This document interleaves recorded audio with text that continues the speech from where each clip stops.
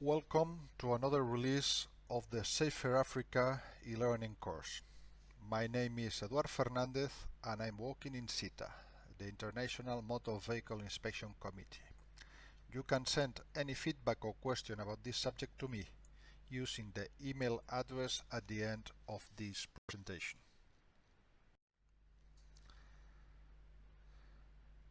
This is the third session with the title United Nations Vehicle Regulations of the Module 6 of the complete e-learning course, which is named Safe Vehicles. Today's presentation is split in three main subjects. United Nations Regulations Scope, a general overview of them and which are the fields that regulations are covering, how it works, an explanation on how to apply United Nations regulations, and then the conclusions, wrapping up all main concepts in order to have a general overview about the most important items of today's presentations. So let's move on with the first item in the agenda, United Nations Regulation and Scope. The United Nations is working on regulations for vehicles after the Second World War. The aim is harmonization to ensure safer and cleaner vehicles and to facilitate international trade. This activity has a worldwide scope, regardless of being hosted by the Economic Commission for Europe. All countries belonging to the United Nations have the right to participate, and Nigeria has been the first African country signing the United Nations Agreement on Vehicle Regulations. There are several groups working in the field of inland transport. The most relevant ones regarding the conceptions of vehicles are WP29, also known as the World Forum for the Harmonization of Vehicle Regulation, and WP15, Working Party on the Transport of Dangerous Goods. WP29 manages three international agreements on vehicle standards. The agreements of 1958 and 1998 defining the standards on how vehicles shall be designed and produced, so known as homologation or approval, and the agreement of 1987 defining the periodical inspection of vehicles. WP15 deals with the requirements related to the transport of dangerous goods, not only for road vehicles, and includes the conception and use of vehicles.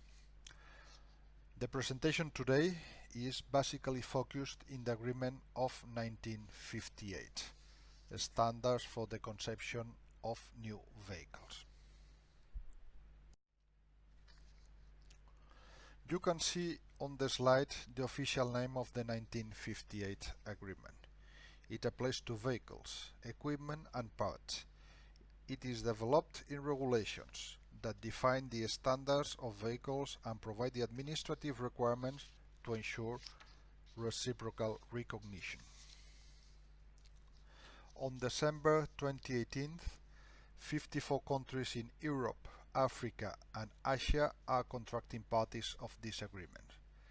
That means those countries can issue vehicle approvals, homologations, of at least one of the regulations that make the 1958 agreement.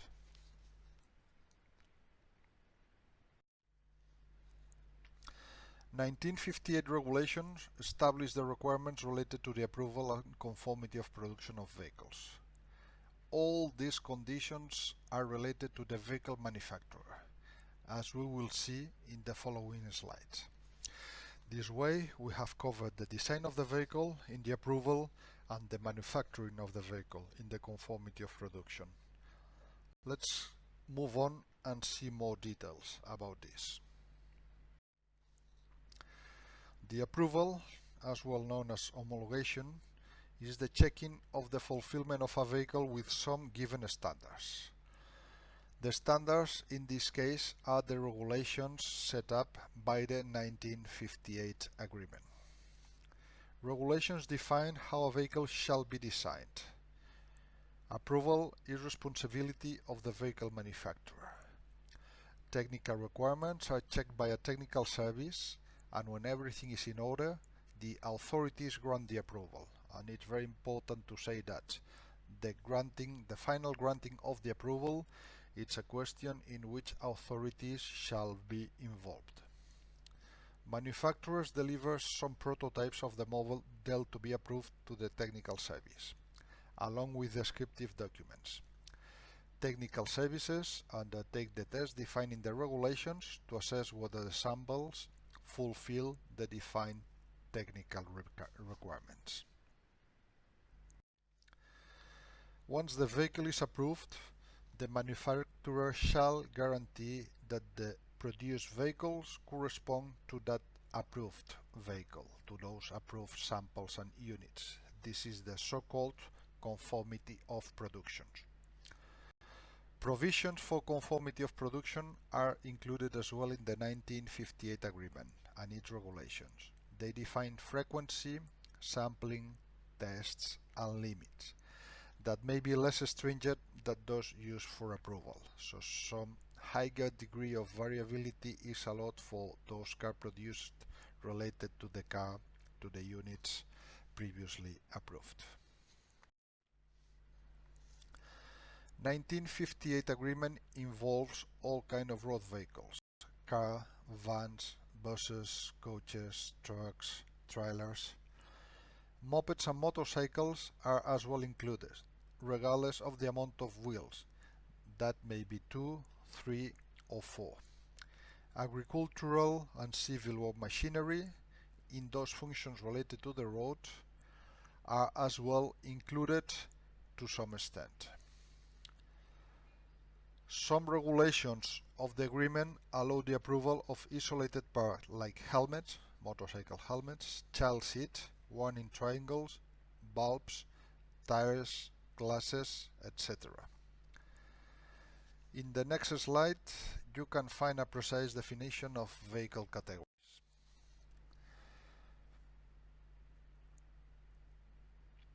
And here you can see the link to the document within the WP29 forum that describes precisely all vehicle categories. Again, it's important to highlight that in the case of motorcycle and mopeds, there are some specific definitions that allow that kind of vehicles to have 2, 3 or 4 wheels.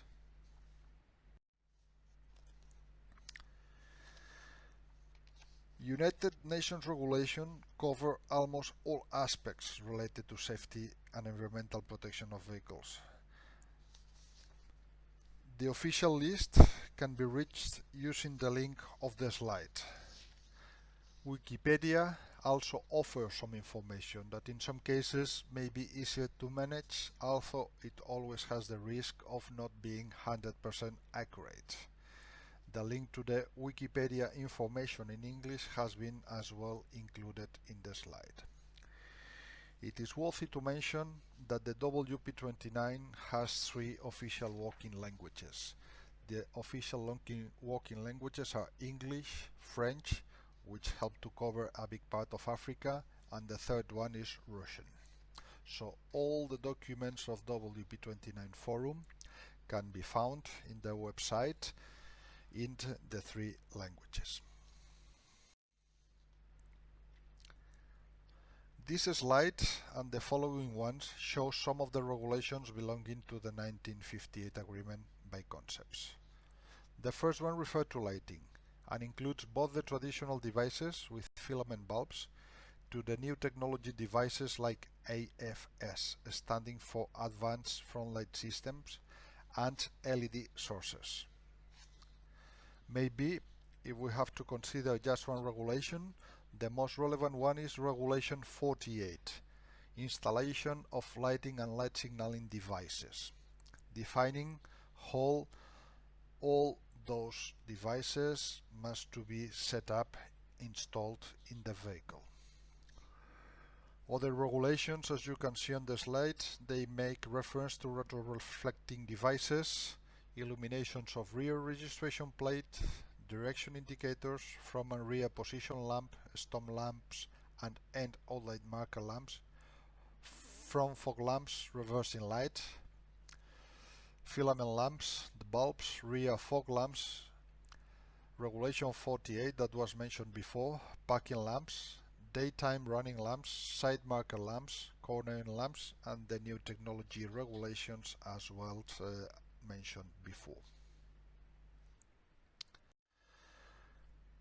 To complete the regulations on lighting, this slide refers to the regulations on headlamps. Again, including both traditional technologies with filament light sources and more modern device with gas discharge lamps, and in other cases with LED. It includes as well devices to ensure the lighting system like the regulation 45 headlamps cleaners.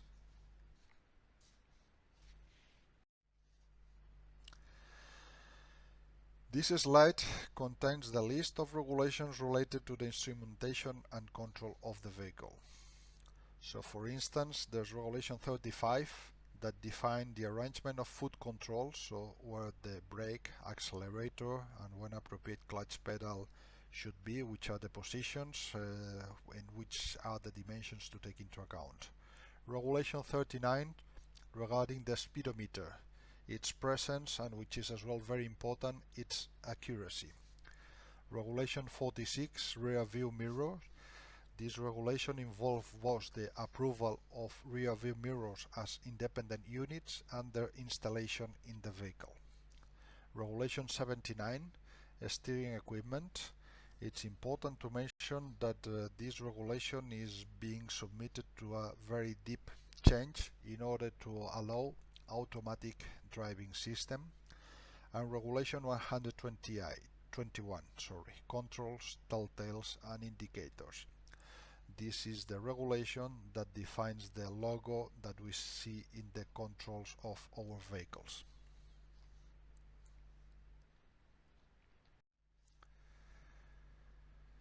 In the previous session of this module of e-learning, you had the chance to get detailed explanation about the concepts of active and passive safety. This slide and the following one list both the regulation involving the two concepts, active and passive safety. Some of the most important subjects are listed here. For instance, regulation 11, door latches and door retention components, in order to ensure that doors are not going to open in an unsuited way, but when necessary doors are going to open. Regulation 13 and 13H may be one of the most important ones on braking, both for motor vehicles and the trailers. Regulation 14, safety belt anchorages. The safety belt anchorages are submitted to huge forces during crashes and they have to be able to withstand those forces. Regulation 16, safety belt and restraint system.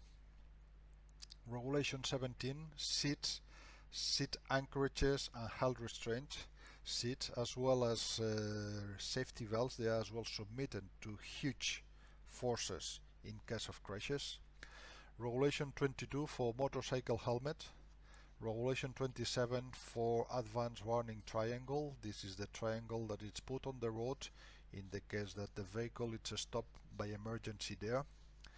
Regulation 42, front and rear protective devices. That includes something which is very important, which are the rear bumpers of heavy-duty vehicles. It's very much necessary to have rear bumpers of big vehicles with enough rigidity and in the right position to avoid that vehicles impacting in the rear of those vehicles, passenger cars impacting in the rear of trucks, they impact in the wrong way. So we want the contact between the truck and the car at the size, at the height of the bumper of the car and not in the windshield on the car. Regulation 43, safety glazing materials and the installation of vehicles. This regulation prescribes how the glasses should break in case of accident in order to avoid that the spills may create additional damage to passenger and driver. Other requirements are more from the optical point of view, transparency, clarity of the image, etc. So it plays a role both in active and passive safety. More about safety. Regulation 94, protection of the occupants in the event of a frontal collision.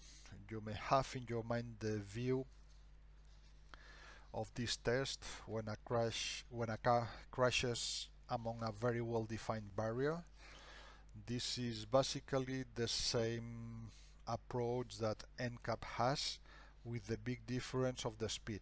In the official regulations, like Regulation 94, the speed of the vehicle is lower than in NCAP. NCAP standards, NCAP tests are much more requiring than official requirements. Regulation 95, which is basically equivalent to Regulation 94, but instead of in the event of frontal collision, we are talking about lateral collision. Regulation 116 may be focused more from the security point of view rather than the safety point of view, which is the protection of vehicles against unauthorized use, anti-theft devices. And then Regulation 129, enhanced child restraint system. In order to complement that, there's as well the former Regulation 44 on the same subject. This slide, and again the following one, show the importance of tires in vehicle safety. So there are several regulations defining how this essential device as tires should be. So there's Regulation 30, tires for passenger car and the trailers. Regulation 54, tires for commercial vehicles and the trailers. Regulation 64, temporary use spare units, run flat tires, run flat systems, and tire pressure monitoring. You may be aware that continuous tire pressure monitoring is already mandatory in those vehicles sold today in the European Union. Regulation 75, tires for motorcycles and mopeds. Regulation 88, retroreflective tires for two-wheel vehicles, and Regulation 106, tires for agricultural vehicles.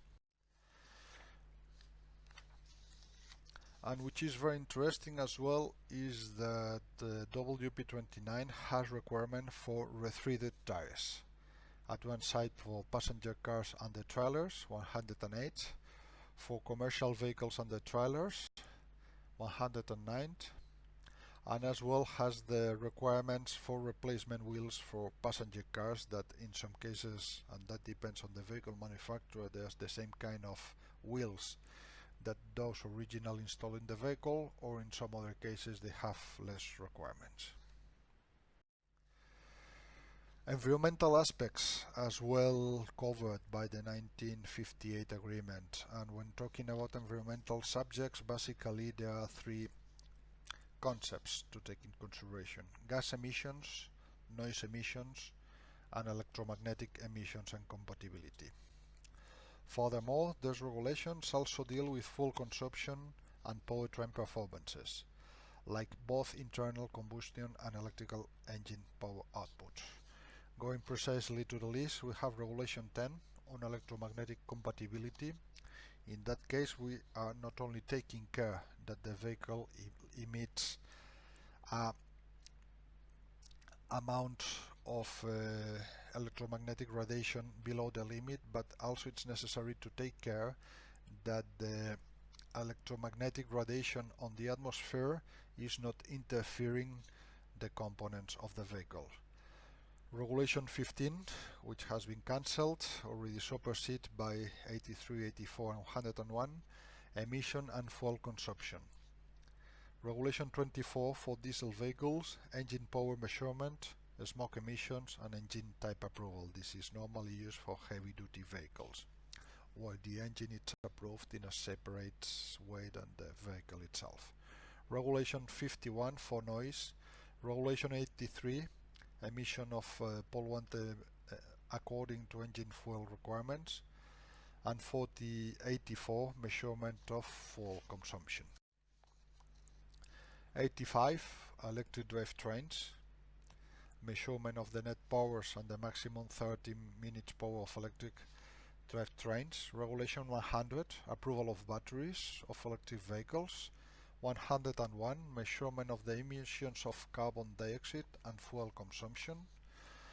And 117, rolling sound of emission tires.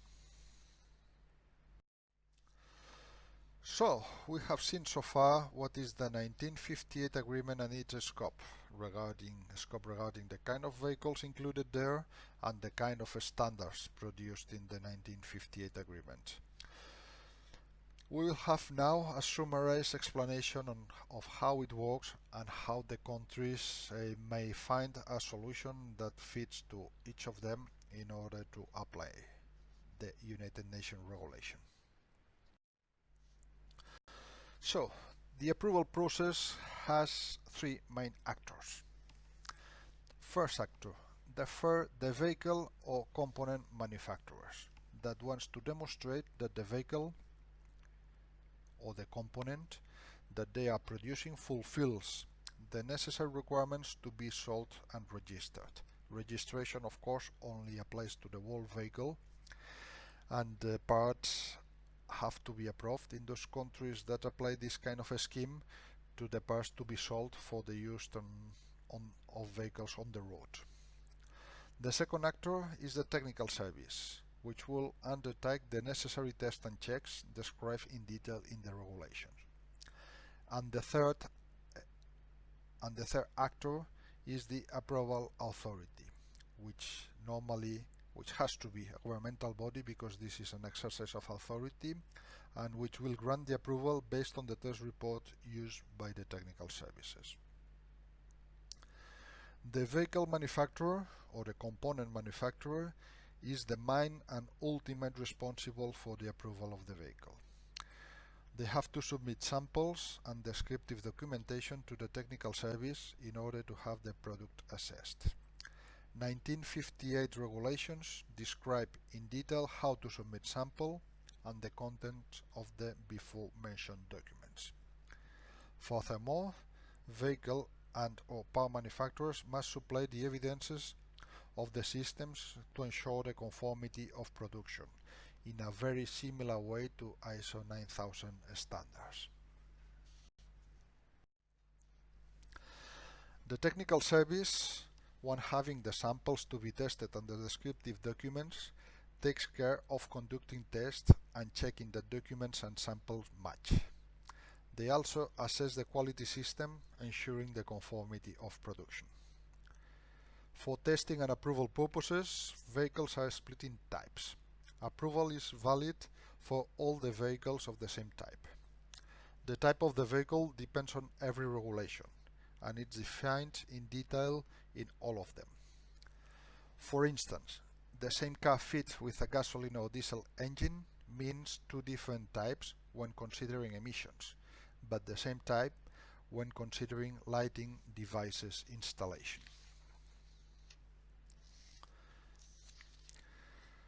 Once all evaluations are positive, the technical service issues the appropriate test report and statements for the approval authorities to finalize the process. The last stage of the process is always in the authorities' side. Each country, known as contracting party in the 1958 agreement, has at least one approval authority. The authority is the one giving legal force to the approval.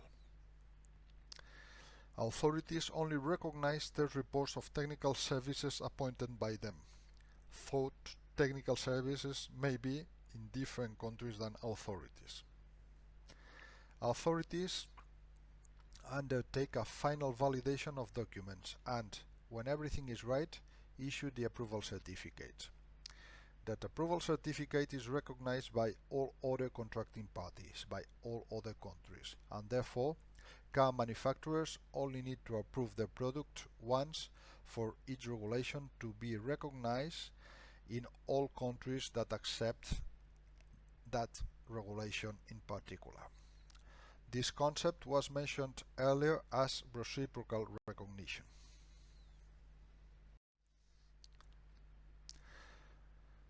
Once a vehicle is approved, the next step is registration. As a summary of the process, the registration authority check, according to the information supplied by the manufacturer and the access to the approval files, that the vehicle about to register is included in one of the approved types. Indeed, one of the most important advantages of this approval process is that only a few samples are tested, and this is representative for all the vehicles of the same type. No individual tests are required. We mentioned before that some components may also be approved independently to the vehicle, like motorcycle helmet, child seats, lights, tires or glasses.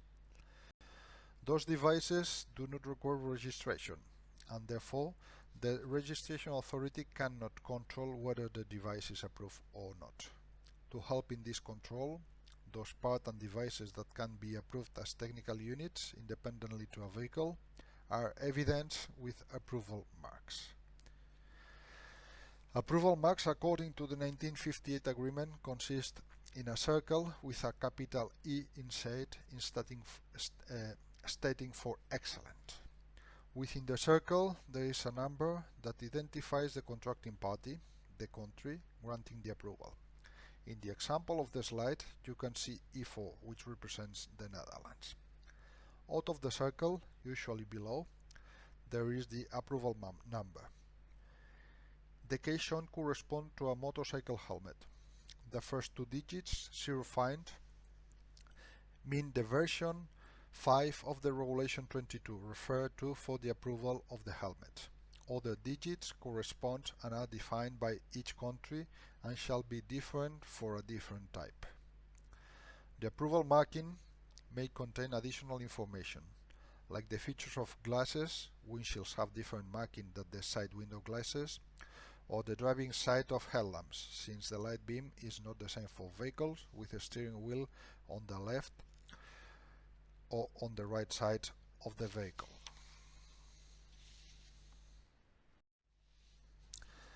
The regulations of the 1958 agreement also define the template of the approval communication issued by authorities. We can see on the screen the heading of the template corresponding to the Regulation 13H, brakes. Registration authorities should have an authenticate copy of those reports involving the vehicles they are registering, and that may apply to the registration of both new and used vehicles. Every country has the option to decide whether and how to apply 1958 agreement and each of its regulation. It's important to highlight that each of the regulations are agreed separately by the contracting parties, and the contracting parties have the right to apply only few of them. The big advantage of this scheme is that can be taken off the shelf. There is no need to reinvent the wheel. Vehicle manufacturers are familiar with the 1958 agreement, and therefore they are not obliged to make designs on purpose for a given country. As a first option, countries may choose to recognize the approval issued by other authorities. This does not imply signing any kind of international agreement, but just defining the internal provisions to do so. This decision does not require to build expensive testing facilities, since this work is already done by other contracting party. Countries may decide whether to require the last version in force of each agreement or former version.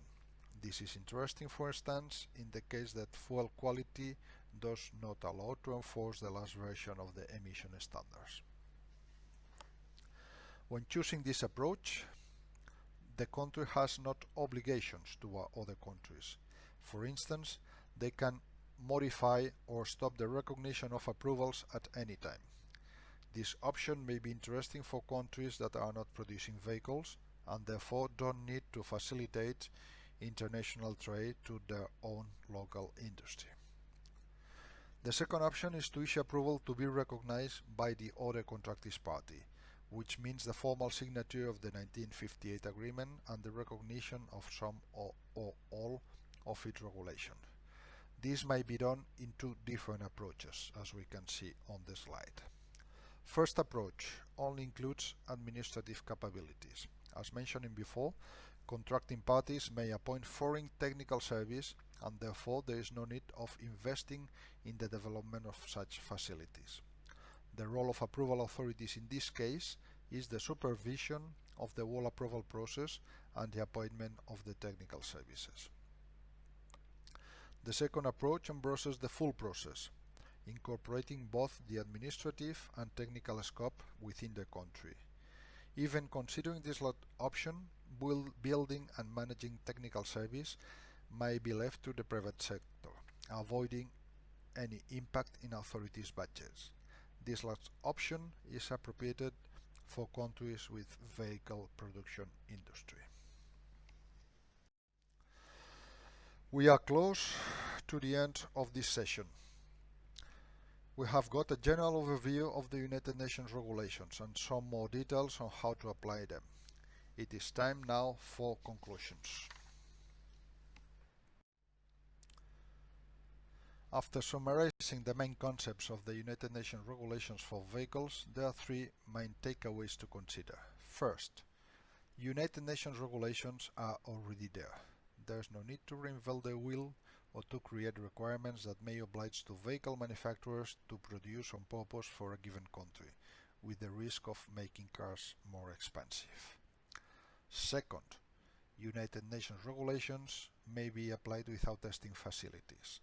1958 agreement is a reciprocal recognition scheme, and therefore the approval done in other countries shall be accepted, avoiding to invest in expensive and complex facilities.